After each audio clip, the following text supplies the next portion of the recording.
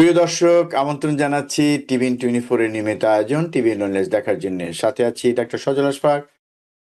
দর্শক, আমাদের এই অনুষ্ঠানটি নিউ ইয়র্ক থেকে সম্প্রচারিত হচ্ছে এবং স্বাস্থ্য বিষয়ক এই অনুষ্ঠানের প্রতিটি পর্বে আমরা একটি বিষয় নিয়ে কথা বলি। দর্শক, আপনারা জানেন সেটি এবং আমাদের সাথে থাকেন একজন বিশেষজ্ঞ চিকিৎসক। দর্শক, আজকে আমরা কথা বলবো একটু বড় একটা বিষয় নিয়ে। হয়তো আমি জানি না আজকের এই একটি অনুষ্ঠানে এটা কতটা আলোচনা করা যাবে। আমাদের আজকের বিষয় নারীর স্বাস্থ্য এবং স্বাভাবিকভাবেই নারীর স্বাস্থ্যকে কিন্তু বিশেষভাবে বিবেচনা করতে হয় এবং কেন করতে হয়, কেন সেটা গুরুত্বপূর্ণ এবং কি কি বিষয় নিয়ে আমরা আজকে আলোচনা করব সেগুলি আজকে আমরা অতিথির সঙ্গে শেয়ার করব এবং আমাদের অতিথির কাছ থেকে শুনবো সেগুলো। তো দর্শক, আসুন পরিচিত হয়ে আমাদের আজকের অতিথি ডাক্তার মঞ্জুর মোর্শেদ আসুন পরিচিত হচ্ছে আজকের অতিথির সঙ্গে, ইন্টারভেনশনাল কার্ডিওলজিস্ট ডাক্তার মঞ্জুর মোর্শেদ। ডাক্তার মঞ্জুর মোর্শেদ, আপনাকে স্বাগত জানাচ্ছি আমাদের আজকের এই অনুষ্ঠানে। ধন্যবাদ শ্রদ্ধেয় ডক্টর সজল আশফাক ভাই এবং টিভিএন কর্তৃপক্ষকে আমাকে আমন্ত্রণ জানানোর জন্য। আমি সেই সাথে সাথে আমার প্রিয় দর্শক বৃন্দকে অনেক অনেক সালাম এবং শুভেচ্ছা জানাচ্ছি। তো ডাক্তার মঞ্জুর মোর্শেদ, প্রথমেই যে প্রশ্নটা আসলে আমরা করতে চাই সেটা হচ্ছে যে সবার স্বাস্থ্যই গুরুত্বপূর্ণ, তারপরও নারীর স্বাস্থ্যকে কেন একটু আলাদা করে দেখতে হয়, কেন আলাদা সচেতনতা দরকার? জি, ধন্যবাদ। আহ নারীরাও আমাদের পরিবার এবং সমাজের অত্যন্ত গুরুত্বপূর্ণ অংশ, এবং সবসময় ওনারা যেহেতু পরিবারের অন্য সবাইকে দেখাশোনা করে থাকেন, অনেক সময় তাদের স্বাস্থ্য নিয়ে খুব একটা বেশি হয়তো বলতে চান না, কিংবা ব্যস্ততার জন্য হয়তো এটি ফ্রন্টে আনেন না। তো সুতরাং নারীদের শারীরিক, মানসিক এবং বিশেষ করে এজ এ কার্ডিওলজিস্ট হৃদযন্ত্রের স্বাস্থ্য সম্পর্কে সচেতনতা অত্যন্ত গুরুত্বপূর্ণ। জি, অনেক ধন্যবাদ। তো স্বাভাবিকভাবেই একজন নারীর স্বাস্থ্যের সাথে পরিবারের ভালো থাকা নির্ভর করে, কারণ পরিবারের একটা বড় মানে কি বলা যায়, যত্ন আত্তি দেখাশোনা সবকিছু তো ওনারা করে থাকেন। তো এক্ষেত্রে আমাদেরকে একটু বলবেন কি যে নারীর স্বাস্থ্যের প্রতি যদি আমরা একটু কেয়ারফুল হই বা নারীরা যদি তাদের নিজের স্বাস্থ্যের প্রতি আরো একটু যত্নবান হন, সেক্ষেত্রে আসলে কি কি জিনিসগুলো করা উচিত বা কি কি বিষয়গুলো আমাদের মাথায় রাখা উচিত?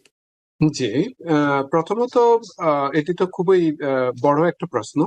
আহ, নারীদের যে শারীরিক, মানসিক, তারপর আপনার খাদ্যাভ্যাস সবকিছুই আপনার জীবনের উপর অনেক প্রভাব ফেলে থাকে। কারণ আহ, নারীদের আপনার হেলথটা পুরুষদের থেকে একটু ভিন্ন ধরনের। সুতরাং যেমন ওনাদের মেনোপজ হয়ে থাকে, এবং মেনোপজের সাথে সাথে যে হার্টের উপর যে একটা প্রভাব ফেলে থাকে সেটি হতে পারে। হুম, তারপর হুম। আপনার বিভিন্ন ধরনের জিওয়াইএন টাইপের যে বিভিন্ন ধরনের সমস্যা থাকতে পারে, সেগুলো ভিন্ন।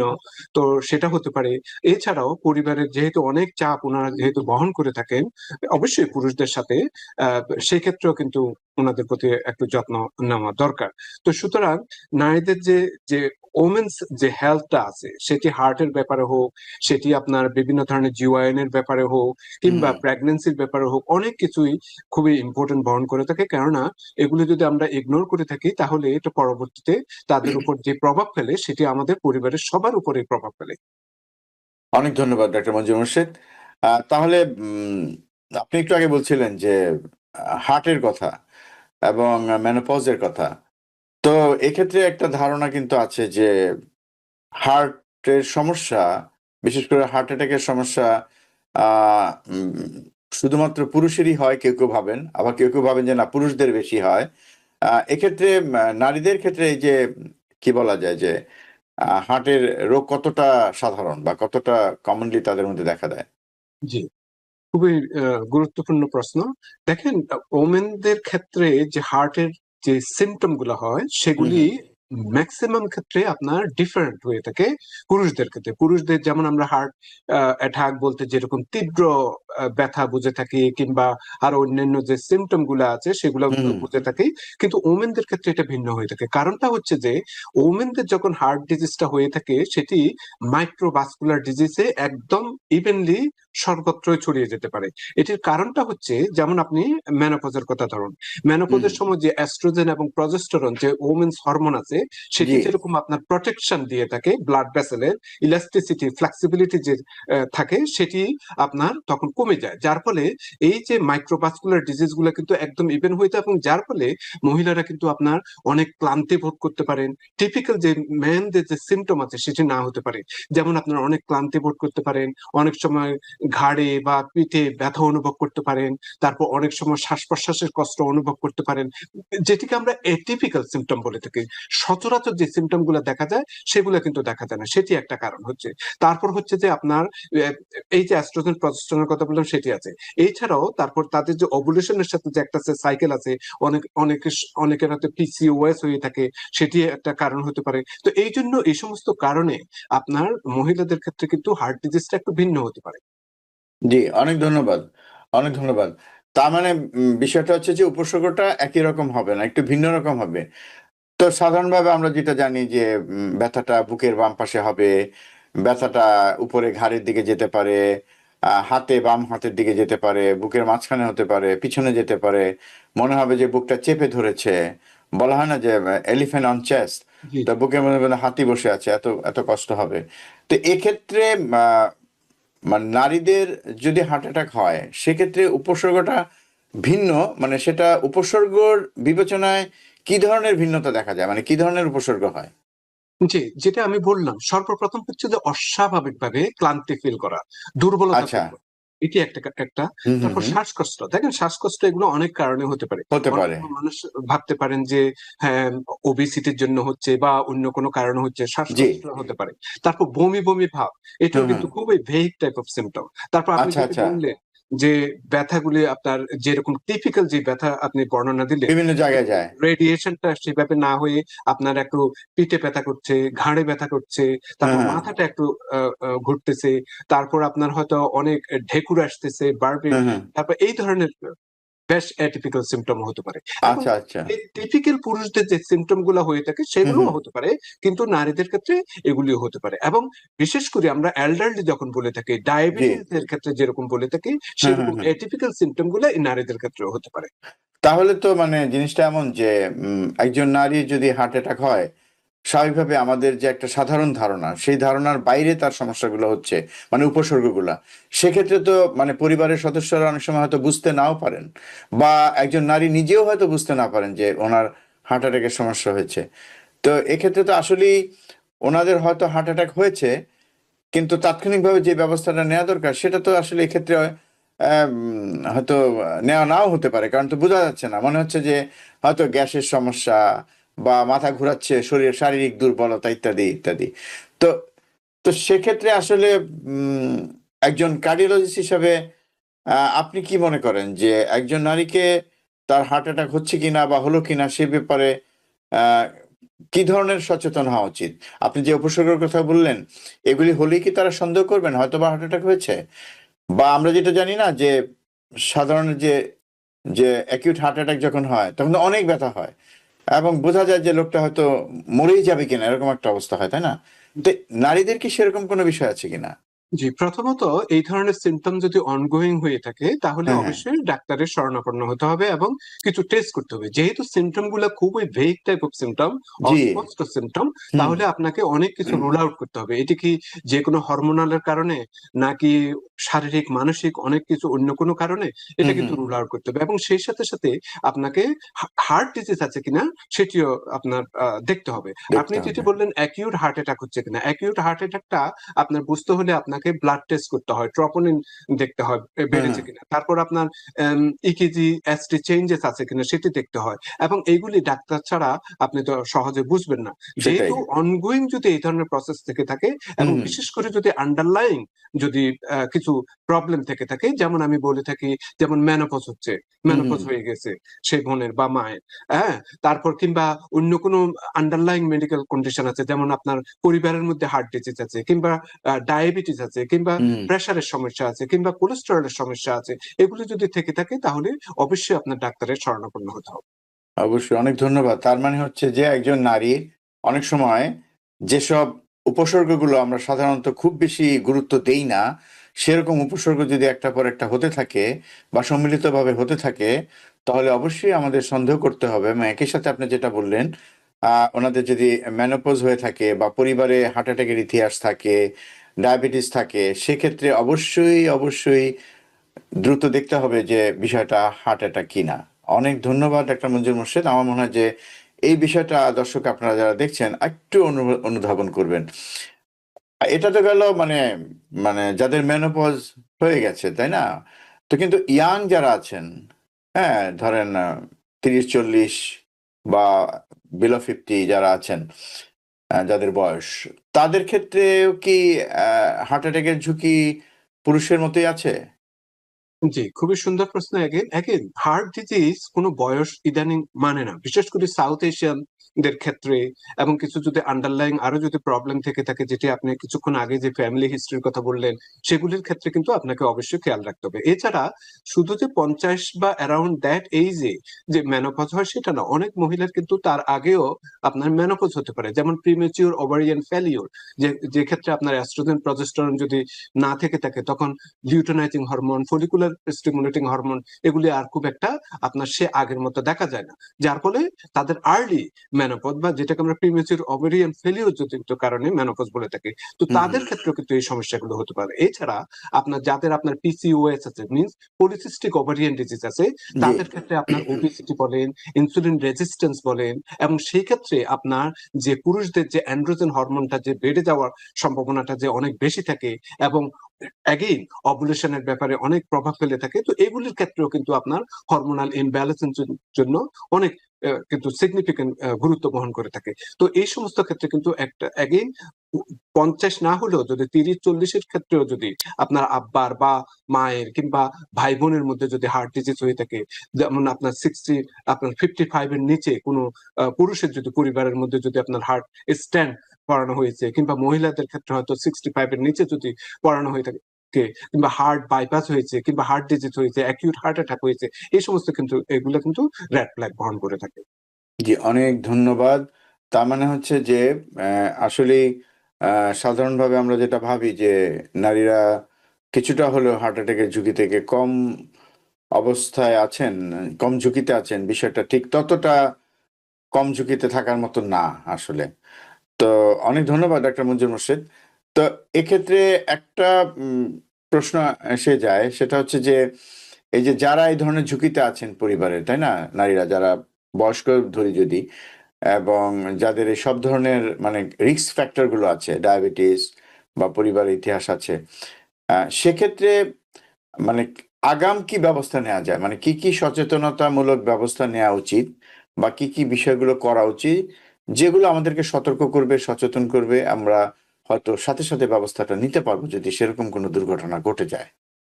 এটি ডিপেন্ড করে আপনার, প্রথমত আপনার ডাক্তারের শরণাপন্ন হতে হবে, বিশেষ করে যদি আপনার আন্ডারলাইন ব্লাড প্রেশার, হুম, কোলেস্টেরল, হুম, হুম। তারপর diabetes, family history of heart disease এগুলো থেকে থাকে, তাহলে আপনার মিনিমাম যে আপনার বিভিন্ন ধরনের যে আমরা ব্লাড টেস্ট করে থাকি, হুম, সেটি কিন্তু আপনাকে করতে হবে। বিশেষ করে লিপিড প্যানেলটা দেখতে হবে যে আপনার কোলেস্টেরলটা কেমন আছে।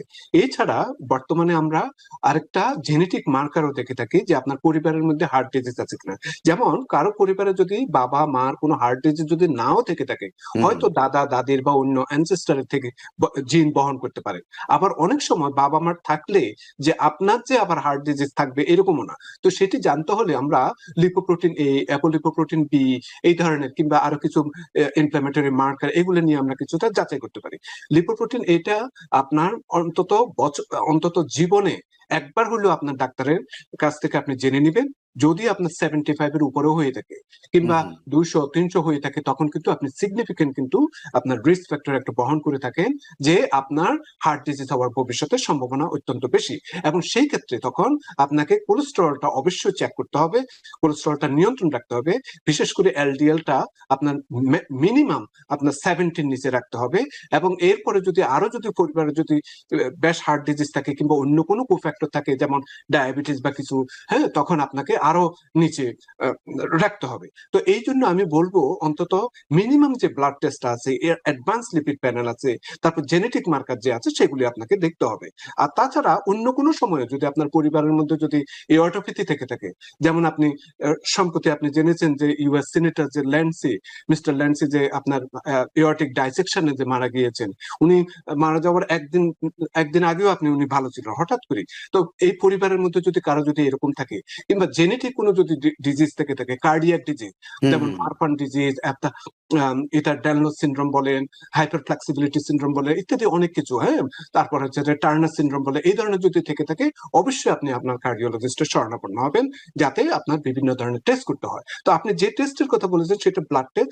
এছাড়া আপনি মিনিমাম আপনার ইকিজি বলেন, একটা একোকার্ডিওগ্রাম বলেন, এগুলো হুম। খুবই নন ইনভেসিভ প্রসিজার, এবং কিন্তু আপনি অনেক অনেক ইনফরমেশন আপনি পেতে পারেন। জি, অনেক ধন্যবাদ। তার মানে হচ্ছে যে এই পরীক্ষা-নিরীক্ষাগুলো আসলে শুরু করার ওই অর্থে কোনো বয়স নাই।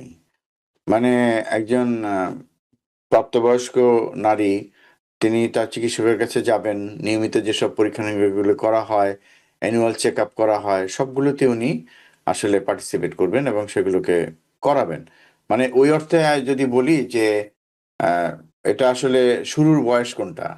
মানে শুরুর আসলে ওইভাবে কোনো বয়স নাই। যেকোনো মানে প্রাপ্তবয়স্ক নারী তার যে প্রয়োজনীয় পরীক্ষা-নিরীক্ষা সেটা একজন পুরুষের মতোই আ তিনিও করাবেন।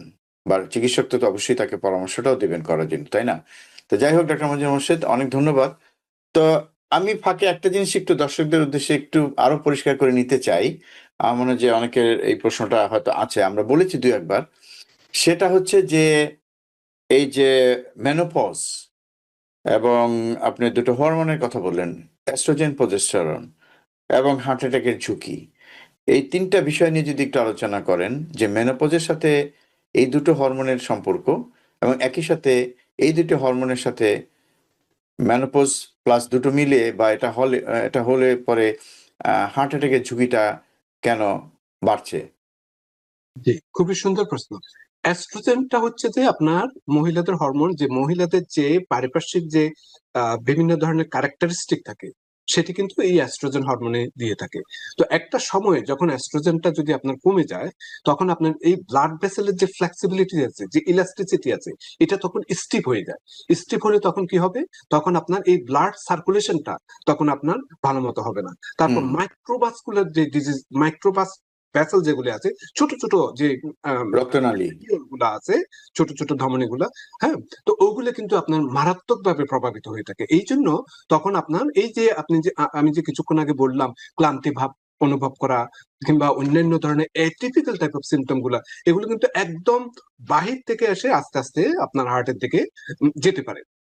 তো এই জন্য এটির সাথে একটা সম্পৃক্ততা আছে। এছাড়া আপনার বোনের কথা যেহেতু এখানে আসতেছে না, বিশেষ করে আপনি যে প্রশ্নটা করছেন হার্টের ব্যাপারে, হুম, হুম, বোন পর্যন্ত আপনার ক্ষয় হয়ে যায়। হ্যাঁ, এটি একটা। আর প্রজেস্টেরন যেটা আমাদের আমাদের মায়েদের, বোনদের ইউটারান লাইনিং এর ব্যাপারে যে সহায়তা করে থাকে, হুম। প্রেগন্যান্সির ব্যাপারে সহায়তা করে থাকে, এগুলি কিন্তু তখন হয়ে যায়, আপনার ইমব্যালেন্স হয়ে যায়। হ্যাঁ, তো এই জন্য এটি কিন্তু সরাসরি কিন্তু হার্টের উপর ঝুঁকি বাড়ায়। তো এই জন্য যাদের আপনার বিশেষ করে মেনোপজ হয়ে গেলে, তাদের ক্ষেত্রে কিন্তু এই এস্ট্রোজেন, প্রজেস্টেরন কিংবা অনেক ক্ষেত্রে দুর্বলতাটা কাটানোর জন্য আমি এমনও দেখেছি যে সামান্য পরিমাণ আপনার টেস্টোস্টেরনও দিয়ে থাকে, যদিও সেটি জিওয়াইএন এ ডিসাইড করবেন।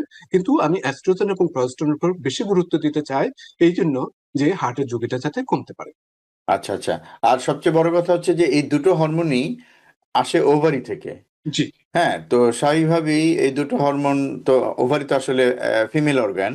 হুম, তো উম এই ২ টো হরমোন যখন একটা বয়সের পরে ওভারি যেমন সেভাবে সিক্রেট করে না, তখন স্বাভাবিকভাবেই এই হরমোনের পরিমাণটা কমতে থাকে এবং আপনি আরেকটা জিনিস বললেন যে অস্টিওপোরোসিস এটার সাথেও কিন্তু এই এস্ট্রোজেনের একটা সম্পর্ক আছে। তো অনেক আর ধন্যবাদ। আরেকটু এড হ্যাঁ, করি, একটু জি। আপনি এর কথা। আরেকটা জিনিস হচ্ছে যে এই যে হরমোন গুলোর মেনোপজের ব্যাপারে, এগুলো হ্যাঁ। কিন্তু আপনার ব্যাড কোলেস্টেরল কিন্তু বাড়িয়ে দেয়, গুড কোলেস্টেরলকে আপনার কমিয়ে দেয়। আর কি করতে পারে, আপনার আমাদের যে অ্যাবডোমেনে যে ফ্যাট আছে হুম, দেখবেন, হুম। তখন ফ্যাটটা একটু বড় হয়ে যায়, ভিসারাল ফ্যাট বলে থাকি। এবং এটা জমতে হলে থাকে। হ্যাঁ, এটা তখন ভিসারাল ফ্যাট যদি বেড়ে যায়, তখন আপনার ইনসুলিন রেজিস্ট্যান্সটা আপনার আহ, আম, প্রভাব ফেলে হুম, থাকে। তারপর মোটা হয়ে যাওয়ার সম্ভাবনা থাকে। হুম, হুম, এর হুম। ফলে আপনার ডায়াবেটিসের রিস্ক থাকে। তো এগেইন এটি একটি মানে বিশেষ সাইকেল, যে মানে, সবগুলোর উপর আসতে প্রত্যক্ষভাবে বা পরোক্ষভাবে হার্টের উপর মানে প্রভাব। একটার সাথে আরেকটা সম্পর্কিত। হ্যাঁ, তা ওই যে মানে মানে যেটা বলা যায় অ্যাবডোমিনাল ফ্যাটটা বেড়ে যাবে, জি, ইনসুলিন রেজিস্ট্যান্স টা বেশি হবে। তখন মানে কি ইনসুলিন মানে ডায়াবেটিস থাকলে সেটা নিয়ন্ত্রণহীন হওয়ার একটা ঝুঁকি থাকে। তো ইত্যাদি নানা বিষয় জড়িত। তাই না? তো একই সাথে তো মানে মেনোপজ তো মানে নারীদের মুডের ব্যাপারও আছে, যেটা আমরা বলি হট ফ্ল্যাশ। জি, জি, হ্যাঁ, সেটা তো একটা বড় জি, জি। বিষয় তাদের ক্ষেত্রে। তো অনেক ধন্যবাদ। তো আপনি ফাঁকে কিছু রোগের কথা বলছিলেন, কিছু ধরেন উচ্চ রক্তচাপ, কোলেস্টেরল যদি বেশি থাকে এবং আরো কিছু বিষয় আছে। তো এক্ষেত্রে উচ্চ রক্তচাপ থাকা, ডায়াবেটিস থাকা, কোলেস্টেরল বেশি থাকা, এগুলো কিভাবে আহ, আপনি একটু বলেছেন এইখানে, আমরা আলোচনা করছিলাম, তার ফাঁকে আলোচনাটা এসে গেছে। তারপরে যদি আরো স্পেসিফিক্যালি বলেন যে এই ৩টি সমস্যা কারো যদি থাকে, সেক্ষেত্রে হার্ট অ্যাটাকের ঝুঁকিটা কতটা বেশি, বা হার্টের উপর এর কি প্রভাব, শুধু ঝুঁকির সবসময় হার্ট অ্যাটাক না বলি, যে হার্টের উপরে কি ধরনের প্রভাব ফেলতে পারে? জি, প্রত্যেকটা যে সিম্পটম ইয়ের কথা ডিজিজের কথা বললাম, হুম, যেমন হুম, হুম। ডায়াবেটিস বলেন, কোলেস্টেরল বলেন, ব্লাড প্রেশার বলেন, সবগুলোই কিন্তু আপনার হার্টের উপর প্রভাব ফেলবে। এবং একটি বা ২ টি যেটাই থাকুক না কেন, আপনার হার্ট ডিজিজ নরমাল পারসনের যেটা হওয়ার কথা, এই ডিজিজ গুলা না থেকে যদি নরমাল পারসনের যতটুকু থাকার কথা তার থেকে ৩ গুণ বা আরো বেশিও আপনার বেড়ে যাওয়ার সম্ভাবনা থাকে। তো এইজন্য যাদের ক্ষেত্রে আপনার ব্লাড কোলেস্টেরলের প্রবলেম আছে সেটাকে যেমন নিয়ন্ত্রণ রাখতে হবে, এবং সেটি লাইফস্টাইল বলেন, ডায়েট বলেন, কিংবা মেডিকেশন বলেন, কিংবা অন্য বিভিন্ন ধরনের মেডিকেশন আছে, হ্যাঁ?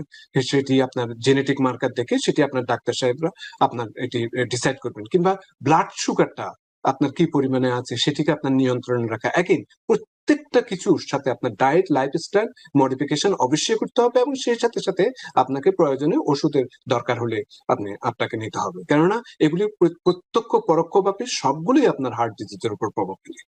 জি, অনেক ধন্যবাদ ডাক্তার মঞ্জুর মোর্শেদ। তার মানে হচ্ছে যে সবগুলো বিষয়কে আসলে বিবেচনায় আনতে হবে, এবং এক্ষেত্রে একটা যে ধারণা যে এস্ট্রোজেন, প্রজেস্টেরন আমাকে সবসময় সুরক্ষা দেবে, সেটা না। মানে একটা সময় কিন্তু সেই যে প্রোটেকশন যেটা থাকে, যে প্রতিরক্ষা ব্যবস্থা যেটা বহাল ছিল, সেটা কিন্তু একটা বয়সের পরে থাকছে না। কাজেই তখন একটা মিথ্যে একটা কি বলে যে সুরক্ষার মধ্যে আছি, এই ধারণাটা কিন্তু আমাদের মধ্যে আসতে পারে। সেটা আরো বেশি ক্ষতি করবে। অনেক ধন্যবাদ হ্যাঁ, ডাক্তার আরেকটা আরেকটা জি, জিনিস একটু এড করি। জি। এটা আমাদের মা বোনদের জন্য। হুম, দেখেন, পুরুষেরা যখন হার্ট অ্যাটাক হয়ে থাকে এবং এটি উনারা যেরকম অন টাইমে হসপিটালে বা ডাক্তারের শরণাপন্ন হলে যেরকম সারভাইভ করার সম্ভাবনা যতটুকু বেশি থাকে, হুম, হুম। কিন্তু মহিলাদের ক্ষেত্রে যদি আপনার হার্ট অ্যাটাক হয়ে থাকে তাদের সারভাইভাল রেটটা তখন অনেক কম থাকে।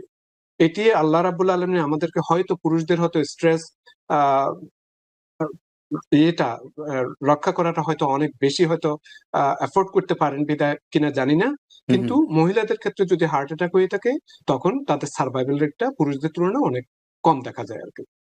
সেটাই, মানে কারণ আসলে কি তাদের তো সরি, যখন সমস্যাটা শুরু হয়ে গেছে বা উপসর্গ একটু, একটু করে হচ্ছে, তখন তো আসলে অনেক সময় আমরা সেটাকে আসলে অবহেলা করছি। আমরা তো বুঝতেই পারছি না যে তাদের হার্টের সমস্যা হয়েছে কিনা। এই এই এই যে উপসর্গগুলো, কেন ভেগ কমপ্লেইন গুলির কারণে কিন্তু আসলে অনেক সময় তো তারা সঠিক সময় চিকিৎসা নেওয়ার সুযোগটাই পান না। এটা একটা কারণ হতে পারে হয়তো, বা যে কারণে হয়তো দেখা যাচ্ছে যে রোগটা হয়তো অনেক ছড়িয়ে গেছে। হ্যাঁ, অনেক বেশি মানে তীব্র আকার ধারণ করেছে, তাই না? কারণ একদিনে তো আর হঠাৎ করে সব ক্ষেত্রেই তো আর তাৎক্ষণিকভাবে হার্ট অ্যাটাক হচ্ছে না। অনেক ক্ষেত্রে তো হার্ট অ্যাটাক তিলে, তিলে গড়ে উঠছে। তাই না? তো যাই হোক, আমরা আলোচনা করব, আরো বিষয় আছে। তো ডাক্তার মঞ্জুর মোর্শেদ, আমাদের সাথেই থাকুন। দর্শক আপনারাও আমাদের সাথে থাকুন। আমরা একটু বিরতিতে যাচ্ছি। বিরতির পর আমরা আবার ফিরে আসবো অনুষ্ঠানে। দর্শক, বিরতির পর আবার ফিরে এলাম অনুষ্ঠানে। আপনারা দেখছেন টিবিএন ওয়েলনেস। আমাদের আজকের অতিথি ডাক্তার মঞ্জুর মোর্শেদ, ইন্টারভেনশনাল কার্ডিওলজিস্ট। আমাদের আজকের বিষয় নারীর স্বাস্থ্য, এবং আমরা এতক্ষণ বিশেষ করে মেনোপজ এবং হার্টের সমস্যা এবং এই বিষয় এর এর এর কি কি প্রভাব আছে শরীরের উপর, সেই বিষয় নিয়ে আমরা কথা বলছিলাম। তো ডাক্তার মঞ্জুর মোর্শেদ, একটা বিষয় যে এই যে কোলেস্টেরল যদি বেড়ে যায়, বা কি বললাম যে ডায়াবেটিস যদি বেশি থাকে, সেক্ষেত্রে আহ, কি ধরনের সমস্যা হতে পারে? মানে হার্টের তো ঝুঁকি আছেই, আপনি বললেন হার্টের উপরে প্রভাব পড়েছে। তো এক্ষেত্রে মানে কোলেস্টেরল বিষয়টা যদি একটু বিস্তারিত আলোচনা করেন, কারণ কোলেস্টেরল নিয়ে সবাই একটু জানতেও চায়। জি, কোলেস্টেরল ধরুন এটা চর্বি, রাইট? চর্বি। হুম, এবং এই ব্যাড কোলেস্টেরল যেটাকে আমরা এলডিএল বলে থাকি, হুম, হ্যাঁ, তো এইটি যদি আপনার হার্টের বিভিন্ন ধমনীতে যদি আপনার একটু যদি বিল্ড আপ হয়ে থাকে, তখন সেই রাস্তাটা তখন সরু হয়ে যায়, তখন হুম, ব্লাডটা সার্কুলেশন হতে পারে না। ব্লাড যদি সার্কুলেশন ঠিক মতো যদি না হতে পারে, তাহলে হুম, শরীরের বিভিন্ন অঙ্গ প্রত্যঙ্গে আপনার বিভিন্ন ধরনের সমস্যার সৃষ্টি হতে পারে। এটা ডিপেন্ড করে কোন জায়গাতে আপনার ইন্টারফারেন্সটা হচ্ছে এবং কোন জায়গাতে আপনার ব্লাড সার্কুলেশনটা হচ্ছে না, হুম, হুম, ইনক্লুডিং হার্ট ইটসেলফ। হার্ট যে শুধুমাত্র পাম্পিং করে বিভিন্ন শরীরের অংশে যে যে রক্তগুলোকে আপনার প্রবাহিত করে, শুধু সেটি নয়, হার্ট মাসেলটাকে নিজেও পাম্প করার জন্য তাও কিন্তু আপনার সেই আপনার ব্লাড সার্কুলেশন লাগে। এবং সেই ক্ষেত্রে যদি হার্টের যদি পাম্পিং অ্যাবিলিটি যদি না থেকে থাকে, সেটি আপনার হার্ট ফেলিওর হতে পারে। আপনার সেটি যদি আপনার যে জায়গাতে ইয়ে হয়েছে, আপনার শুরু হয়েছে, সেই জায়গা থেকে যদি ব্লাডটা ঠিক মতো না যেতে পারে, তাহলে অ্যাকুইট হার্ট অ্যাটাক হতে পারে। হ্যাঁ, তারপর সেটি যদি আপনার প্লাকটা যদি আপনার কোলেস্টেরলটা যদি ডিসলস হয়ে যদি এটি কথার কথা সার্ভিক্যাল ভ্যাসেলে কিংবা আপনার ব্রেইনের কোনো ভ্যাসেলে যদি ওইখানে যদি আপনার যদি ইন্টারফারেন্স হয়ে থাকে, তখন সেখানে আপনার সেরিব্রাল ভাস্কুলার ডিজিজ, যেটাকে আমরা স্ট্রোক বলে থাকি, সেটা হতে পারে। আপনার যদি পায়ের দিকে যদি হয়ে থাকে, সেটি পেরিফেরাল আর্টেরিয়াল ডিজিজ হতে পারে। তারপর যেহেতু এখানে আমরা মহিলাদের কথা বলছি, আমি আহ, একটু অ্যাড করে থাকি, যেমন আপনার বিভিন্ন মাইক্রোবাসল ভ্যাসেল গুলা যেগুলি আছে, যেমন পুরুষদের আপনার ইরেকটাইল ডিসফাংশন বলেন, এই বলেন, এই ধরনের অনেক কিছু হতে পারে। তো এই এই এটি একটি শরীরের যেই জায়গাতেই আপনার ব্লকেজ হবে, সেই জায়গাতে আপনার এটির সমস্যাটা আপনার করার সম্ভাবনা রাখে। তার মানে বিষয়টা এমন না যে কোলেস্টেরল বেশি হলে শুধুমাত্র হার্টের সমস্যাই হবে। কারণ একটা হচ্ছে যে কোলেস্টেরল যদি শরীরের অন্যান্য রক্তনালীতে জমে, সেক্ষেত্রে সেই অঞ্চলের রক্ত সরবরাহ বিঘ্নিত হবে। জি। সেই অংশের রক্ত সরবরাহ কমে যাবে, অনেক ক্ষেত্রে হয়তো পুরোপুরি বন্ধ হয়েও যেতে পারে। সেক্ষেত্রে সেই রক্তনালীটা যেই অর্গ্যানকে বা যেই জায়গাকে রক্ত সরবরাহ করছিল, সেই জায়গাটা বা সেই অঙ্গটা ক্ষতিগ্রস্ত হবে। তো তার মানে বিষয়টা আসলে সার্বিক, সারা শরীরের জন্য এটা একটা বিষয়। হুম, এবং একই সাথে আপনি বললেন যে হার্টেরও নিজেরও তো, হার্ট যে পাম্প করছে তার নিজেরও তো রক্ত সরবরাহ লাগে, হুম, তার নিজেরও তো অক্সিজেন লাগে। তো তার নিজের অক্সিজেনটা পাওয়ার জন্যই তার যে রক্তনালীগুলো তাকে সাপ্লাই দেয়, সেটাও আসলে ভালো থাকতে হবে। তা না হলে তো হার্ট নিজেই পাম্প করতে পারবে না। তো অনেক ধন্যবাদ ডাক্তার মঞ্জুর মোর্শেদ। তো স্বাভাবিকভাবে একটা কথা আসে যে আহ, এই যে এত কিছু আমরা আলোচনা করছি, তো এক্ষেত্রে আসলে আপনি ফাঁকে একটু বলছিলেন যে ব্যায়ামের কথা। তো এক্ষেত্রে আমরা কি করতে পারি এগুলো মানে প্রতিরোধের জন্য? একজন নারী শুধু ব্যায়াম করবেন, না আরো অনেক কিছু বিষয় তার বিবেচনায় রাখা উচিত? সার্বিকভাবে আসলে কি ধরনের ব্যবস্থা নেওয়া উচিত প্রতিরোধের জন্য? ওকে, সেটি আমরা সবসময় বলে থাকি যে আপনার যে লাইফস্টাইল আপনাকে হুম, নির্ণয় করতে হবে, আপনি কি কারণে যে এই ধরনের বাড়ছে। এটি কি আপনার স্যাডেন্টারি লাইফস্টাইল, আপনি শুধুমাত্র কাউস পটেটো হয়ে বসে রয়েছেন, সেটির জন্য মিন্স আপনি বসে রয়েছেন, খুব মানে হাঁটা চলাফেরা খুব একটা করেন না, আমরা হ্যাঁ, হ্যাঁ, সবসময় কম্পিউটারের মধ্যে বসে কাজ করে থাকি, এরপরে ক্লান্ত হয়ে সোফাতে বসে থাকি, তারপর এরপরে ঘুমানো, তারপর এই যে দেখছেন কেমন একটা মুভমেন্ট হচ্ছে না, তারপর হুম, আমরা বের হয়ে আমরা খুব একটা হাঁটাহাঁটি করি না, আমরা হয়তো বের হয়ে গ্রোসারি করার জন্য কিংবা শপিং করার জন্য এতটুকুই, কিন্তু একটা যে নির্দিষ্ট পরিমাণ যে একটু হাঁটা দরকার, অন্তত মিনিমাম 30 মিনিটস হাঁটার যে দরকার অন্তত, সেটি আমরা করি না। তারপর ঘরের কাজকর্ম যদি আমরা যদি একটু নাড়াচড়া করে থাকি, তারপর একটু ঘরের মধ্যেও যদি কোনো কারণে যদি বের হতে নাও পেরে থাকি বিভিন্ন আহ, আহ, কারণে, সেটি আপনার ঘরের মধ্যেও যাতে আপনি নাড়াচাড়া করতে পারেন, কিংবা সিঁড়ি যদি থাকে সিঁড়ি বাড়তে পারেন। তো এই সমস্ত কিছু আপনার উপকার হবে। এটি গেল আপনার শরীরের যে একটা মুভমেন্ট দরকার, সেটি হুম, আপনাকে হুম, করতে হবে। ওজনটা আপনাকে নিয়ন্ত্রণে রাখতে হবে যেভাবে হোক। এখন অন্য কোনো সময় আল্লাহ রহমতে হয়তো ওজন নিয়ে আমি একটা কথা বলবো, পুরো ভিডিও ইয়ে করতে চাই। ওজনের এখন বিভিন্ন ধরনের মেডিসিন আছে, ওজনটা আপনার বডি মাস ইন্ডেক্সটা আপনাকে কমাতে হবে। তারপর আপনার যে বিভিন্ন ধরনের খাবার দাবার, আমরা যে খাবার দাবার অভ্যস্ত, হুম, সেগুলো হুম, কিন্তু আপনাকে নিয়ন্ত্রণ রাখতে হবে। এবং খাবার দাবার, ভালো খাবার দাবার আমরা সবাই জানি, কিন্তু আমরা হয়তো করি না। তো মাঝে মধ্যে তো আমরা যে একটু চিট করবো না, যে তা না, চিট মানে বলছি যে হয়তো কোনো ইভেন্টে আমরা যে গিয়েছি, একটু খেলাম সামান্য কিছু, হ্যাঁ, কিন্তু প্রতিদিন যারা যদি আপনি যদি খেয়ে থাকেন, সেগুলো কিন্তু প্রভাব ফেলে থাকে। তারপর আপনার আমরা অনেক কারণে আমরা বিভিন্ন ধরনের শাক সবজি বলেন, ফল বলেন, তারপর মাছ, বাদাম, হ্যাঁ, তারপর অয়েলটা কিরকম ব্যবহার করতে হয়, সেগুলি কিন্তু আমাদেরকে খেয়াল রাখতে হবে। অতিরিক্ত ভাজা খাবার যাতে না খেয়ে থাকি, যেগুলিতে আপনার প্রসেস খাবার আছে, যেগুলিতে আপনার অনেক ট্রান্স ফ্যাট আছে, স্যাচুরেটেড ফ্যাট আছে, সেগুলি থেকে আমরা যাতে বিরত থাকি। অনেক সুগারি ড্রিঙ্ক থেকে আপনার যাতে আমরা বিরত থাকি, সেগুলোর দিকে খেয়াল রাখতে হবে। তো এই তো গেল আপনার বিভিন্ন ধরনের লাইফস্টাইল বলেন, ডায়েট মডিফিকেশন বলেন, আপনার হুম ওজন হুম বলে, তারপর স্ট্রেসটা কিভাবে কমানো যায়, ঘুমটা কিভাবে ভালো রাখা যায়। হ্যাঁ, তো এগুলো সবই কিন্তু আপনাকে রাখতে হবে। কিংবা সেটি মেডিটেশন হোক কিংবা যোগা দিয়ে স্ট্রেস কমানো হোক, সেটি হোক। এরপরও যদি আপনার কোলেস্টেরল কমানোর জন্য যদি ওষুধ দরকার হয়, ওষুধ খাবেন।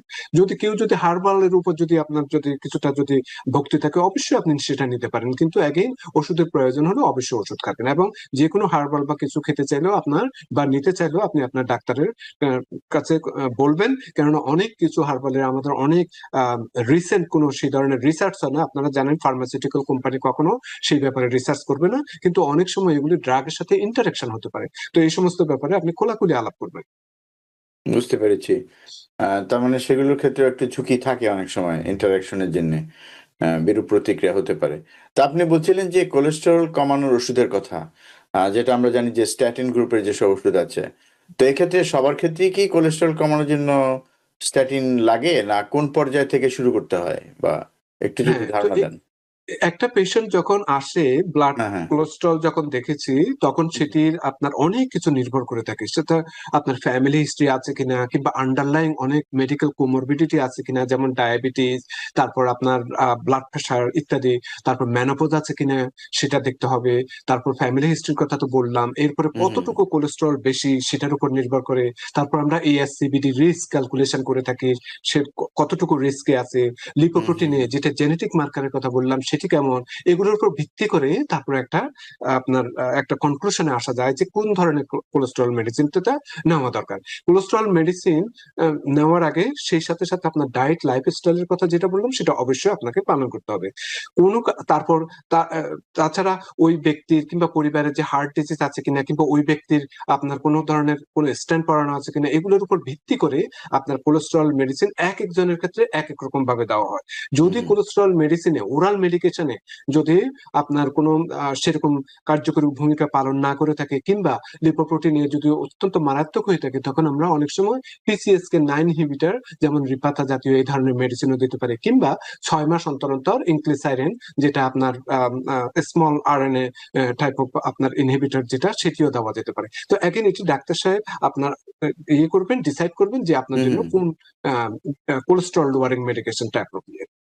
জি, অনেক ধন্যবাদ। আমরা অনুষ্ঠানে প্রায় শেষ পর্যায়ে এসেছি। আমি যদি আরো ২-১ টা বিষয়ে কথা বলি। আপনি বলছিলেন না যে মেনোপজের কথা। তো আমার মনে হয় যে ছোট্ট করে যদি একটু বলেন যে মেনোপজ হলে অ্যা কি ধরনের উপসর্গ সাধারণত হয়? আরেকটা বিষয় হচ্ছে যে অ্যা এটা তো গেল উপসর্গগত বিষয়। তা আরো কোনো বিষয় আছে কিনা যেটা দিয়ে একজন নারী বুঝবেন? অনেকে হয়তো জানেন না আসলে। আমি সেজন্যই বলছি যে তার মেনোপজ হয়েছে, যে এটাই মেনোপজ। এই বিষয়টাই যদি একটু বলেন যে এটা অনেকের বোঝার জন্য একটু সহজভাবে যদি বলেন। জি, জি। মেনোপজ, মেনোপজ এটি একটা স্বাভাবিক প্রক্রিয়া। এগেইন এটি কোনো হুম, এমন কোনো, এটা কোনো রোগ না বা কিছু, যে এটি একটা নারীর জীবনের স্বাভাবিক একটা পরিবর্তন। এই সময় আপনার হার্ট ফ্লাশ হতে পারে, এই সময় আপনার ঘুমের সমস্যা হতে পারে, এই সময় আপনার মুড পরিবর্তন হতে পারে, হুম, হুম, ওজনটা বেড়ে যেতে পারে, হার্ট দুর্বল হয়ে যেতে পারে। এই ধরনের অনেক ধরনের, আর হার্ট ডিজিজের কথা তো বললাম, এবং অন্যান্য আরো অনেক উপসর্গ দেখা যেতে পারে। তো এইজন্য আপনার এই সময়টাতে যাতে আপনার এই হরমোনটা যদি ব্যালেন্সের জন্য আপনার GYN ডাক্তার বা হুম, অন্য হুম। কোনো প্রোভাইডার আপনাকে সেভাবে আপনার হরমোন রিপ্লেসমেন্ট থেরাপিটা দেওয়া যেতে পারে। আচ্ছা, আচ্ছা। তারপরও মানে আমরা সচেতনতার কথা বলছি তো বারবারই। তো আপনি কি আ আপনার কাছে এমন কোনো তথ্য আছে কিনা বা আপনার কোনো পর্যবেক্ষণ আছে কিনা যে নারীরা সাধারণত নিজেদের কোন স্বাস্থ্যের বিষয়ে বা কোন বিষয়ে তারা নিজেরাই অবহেলা করেন? আম আমার মনে হচ্ছে যে সামগ্রিকভাবে সবকিছুই। উনাদের যে একটা শারীরিক সেটা একটা আছে, মানসিক একটা আছে। সবকিছু মিলেই সবকিছু আপনার একটু অবহেলা হয়ে থাকে। আর তাছাড়া আপনার যে বোন ডেনসিটি আছে, বোন ক্ষয় হওয়ার সম্ভাবনা আছে মেনোপজের পরে, কিংবা যারা অনেক থিন আ আ মহিলা, তাদের ক্ষেত্রে যে যেকোনো ফ্র্যাজাইল ফ্র্যাজালিটি যে রিস্কটা থাকে সেটি হুম হুম সম্ভাবনা থেকে থাকে। তো এগুলোর দিকে একটু খেয়াল রাখতে হবে। আরেকটা জিনিস, আমাদের যেহেতু সময় কম, আমি একদম বলি নাই হুম হুম ব্রেস্ট ক্যান্সারের ব্যাপারে। হ্যাঁ, হুম সেটি হুম একটু খেয়াল রাখতে হয় যাতে ওনারা সেলফ ব্রেস্ট এক্সাম করতে পারেন, যাতে কোনো ধরনের পরিবর্তন হচ্ছে কিনা ব্রেস্টে, এবং হুম হুম সেটি হুম কিন্তু আর্লিতে যদি আপনার ডায়াগনোস করা যায় অনেক ফল পাওয়া যায়। তারপর আপনার এইচপিভি ভ্যাকসিন, হয়তো আমাদের সময়ের অভাবে হয়তো বলা হয় না, যেমন জরায়ুর জি ক্যান্সার যে এইচপিভি ভ্যাকসিন, বিশেষ হুম করে হুম আমাদের যে ছোট আমাদের মারা আছেন, তাদের ক্ষেত্রে বিশেষ করে 9 বছর থেকে আপনার 16 বছরের মধ্যে যে এইচপিভি ভ্যাকসিনটা নিলে যে আপনার যে বিভিন্ন ধরনের জরায়ুর ক্যান্সার থেকে আপনার হুম রক্ষা হুম পাওয়া যায় সেটি, এমনকি পরেও যদি আপনি কোনো কারণে না নিতে পারেন সেটা নেওয়া যেতে পারে। হ্যাঁ, তো এগুলি হুম হুম কিন্তু হুম খুবই ইম্পর্টেন্ট। এবং ইদানিং এটা একশো এইচপিভি কিন্তু আপনার প্রথমে মেয়েদের ক্ষেত্রেই আপনার এই ভ্যাকসিনটা দেওয়া আরম্ভ হয়েছে, এখন আপনার পুরুষদের ক্ষেত্রেও এটি আপনার রিকমেন্ড করে থাকে, যাতে আচ্ছা আচ্ছা কোনো ধরনের ক্যান্সার, যাতে ফিনাইল ক্যান্সার বা কোনো কিছু যাতে না হয়ে থাকে। তো এই সমস্ত কিছু ছোটখাটো জিনিসগুলো হুম অনেক হুম হুম মেয়েরা বা মারা আপনার অবহেলা করে থাকেন, কিন্তু এগুলোর দিকে আপনার খেয়াল রাখতে হবে। অনেক ধন্যবাদ আসলে আমরা আপনি যে বিষয়গুলোর কথা বললেন আমরা আসলেই সেই বিষয়গুলো আমরা বুঝতে পারছিলাম যে পুরোপুরি আলোচনা করতে পারবো না। সেজন্যই আমরা মানে হার্ট অ্যাটাক বা হার্টের সমস্যা, মেনোপজ, হরমোন এই বিষয়গুলো নিয়ে আলোচনাটা আজকে আ একটু মানে সীমাবদ্ধ রেখেছি। তো আমরা একদম শেষ করব। আপনি যদি বলেন যে এই সবকিছু মিলিয়ে মানে আপনি যেটা বলছিলেন না যে তারা নিজেরাই অনেকটা অবহেলা করেন। তারা কি পরিবারের সব সদস্যদের খোঁজ খবর রাখেন, তাদের যত্ন আত্তি করেন এবং একই সাথে অনেক কর্মজীবী নারী আছেন যারা ঘরে বাইরে সমানে কাজ করছেন। তো এই ব্যস্ততা, এই সবকিছু মানে তাদের যে দায়িত্বশীলতা, এটাই কি তাদেরকে নিজেদের প্রতি যত্নবান হওয়া থেকে দূরে সরিয়ে রাখছে? এবং তাই যদি হয় তাহলে তো পরিবারের অন্য সদস্যদেরও একটা ভূমিকা আছে। এবং আরো একটা প্রসঙ্গ আমি বলতে চাই, যদিও আমাদের কমিউনিটিতে নারীদের মধ্যে মদ্যপান বা ধূমপানের হার খুবই কম। তো সেগুলোর তো একটা প্রভাব আছে, তাই না? তো আপনি যদি অনুষ্ঠানটা একটু সামারাইজ করেন এভাবে যে, এই বিষয়গুলোকে কিভাবে দেখা উচিত? একই সাথে যাদের এই ধরনের সমস্যাগুলো আছে, তারা কি ধরনের জীবনযাপন করলে হয়তো এই বিষয়গুলো আমরা আ এই যে ঝুঁকিগুলো আছে সেগুলোর প্রবণতাকে আমরা কমিয়ে আনতে পারবো? জি। তো প্রথমে আমি সমস্ত মা বোনদেরকে বলবো যে সবসময় আপনার যদি রেগুলার ডাক্তারের একটু শরণাপন্ন হবেন। সেখানে আপনার রক্তচাপটা পরীক্ষা করা যেতে পারে, কোলেস্টেরলটা পরীক্ষা করা যেতে পারে, আপনার রক্তে কিরকম শর্করা আছে, গ্লুকোজটা আছে সেটা দেখা যেতে পারে, ওজনটা আপনি মাপতে পারেন, থাইরয়েড এর কোনো সমস্যা আছে কিনা। তারপর আপনার ব্রেস্ট স্ক্রিনিংটা করা যেতে পারে, সার্ভিক্যাল ক্যান্সার স্ক্রিনিংটা করা যেতে পারে। এগুলি কিন্তু আপনি সবসময় করতে পারেন। হুম, নিজের হুম। উপসর্গকে কখনো উপেক্ষা করা উচিত না।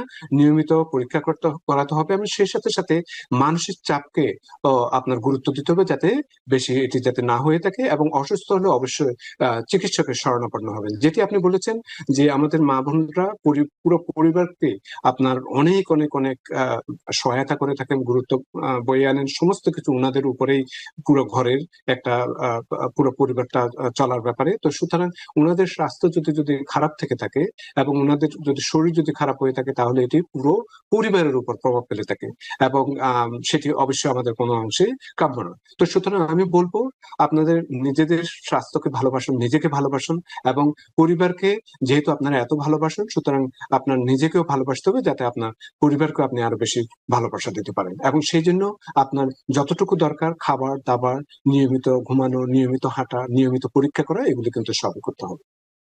সেটাই এবং একই সাথে পরিবারের সদস্যেরও একটা দায়িত্ব আছে। অ্যাম তার পরিবারের নারী সদস্যরা সঠিকভাবে কাজটা করার সুযোগ পাচ্ছেন কিনা, তাদেরকে তো সেই সুযোগটা দিতে হবে। হয়তো ডক্টরস অ্যাপয়েন্টমেন্ট আছে, সেখানে নিয়ে যেতে হবে, তার সাথে সঙ্গ দিতে হবে, তাকে জিজ্ঞাসা করতে হবে ডাক্তারের কাছে গিয়েছেন কিনা, ওষুধপত্রগুলো ঠিকমতো খাচ্ছেন কিনা। এটা এমন না যে একজন নারী মানে একজন স্ত্রী শুধু হাসব্যান্ডকে জিজ্ঞেস করবেন, "তুমি তোমার ওষুধগুলো খেয়েছো কিনা?" হাসব্যান্ডেরও উচিত জিজ্ঞাসা করা। হ্যাঁ? অবশ্যই। বা সন্তানদেরও তার পিতামাতাকে জিজ্ঞেস করা উচিত, তোমরা ওষুধগুলো ঠিকমতো খাচ্ছ কিনা? তোমরা ব্যায়ামটা করছো কিনা? এই খোঁজ খবরটা রাখা উচিত আসলে। এই প্র্যাকটিসটা আমাদের মধ্যে অনেক কম। আমার মনে হয় যে এটা আমাদের করা উচিত। এবং এটা করলে হয় কি পরস্পরের প্রতি কিন্তু শ্রদ্ধাও বাড়ে, আমরা বুঝতে পারি যে আমরা পরস্পরকে কেয়ার করছি, এই বিষয়টা খুবই দরকার।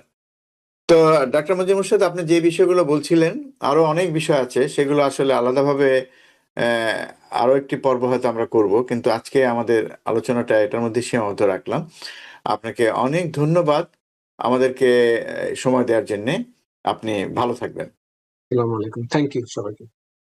দর্শক, এতক্ষণ যারা আপনারা আমাদের সাথে ছিলেন, আপনাদেরকে অনেক ধন্যবাদ। আমরা চেষ্টা করেছি এই স্বল্প সময়ে বিশেষ করে মহিলাদের হরমোনজনিত কারণে যেসব সমস্যাগুলো হয়, বিশেষ করে হার্টের উপর যে প্রভাব পড়ে, উচ্চ রক্তচাপের প্রভাব পড়ে, ডায়াবেটিসের যে প্রভাব পড়ে ইত্যাদি বিষয়গুলো আজকে আলোচনা করতে চেষ্টা করেছি। একই সাথে মেনোপজ স্বভাবতই হরমোনের কথা আসলে চলে আসে, সেটাও এসছে। তো আগামীতে আমরা আবার চেষ্টা করব এই বিষয়গুলো নিয়ে আরো বিস্তারিত প্রত্যেকটা বিষয় ধরে ধরে কথা বলতে। তো আজকের এই আলোচনা থেকে যদি আপনারা উপকৃত হয়ে থাকেন, তাহলে আমাদের এই প্রয়াসকে আমরা সার্থক মনে করব। দর্শক, আগামীতে দেখা হবে আবারও অন্য কোনো বিষয় নিয়ে। সবাই ভালো থাকবেন, সুস্থ থাকবেন। আল্লাহ হাফেজ। টিভিএন 24 টেলিভিশন দেখতে আজই কল করুন 7187776556। লগ ইন করুন www.totalcablebd.com। নিউ ইয়র্ক থেকে সম্প্রচারিত টিভিএন 24 টেলিভিশন বিশ্বজুড়ে বাঙালির কণ্ঠস্বর।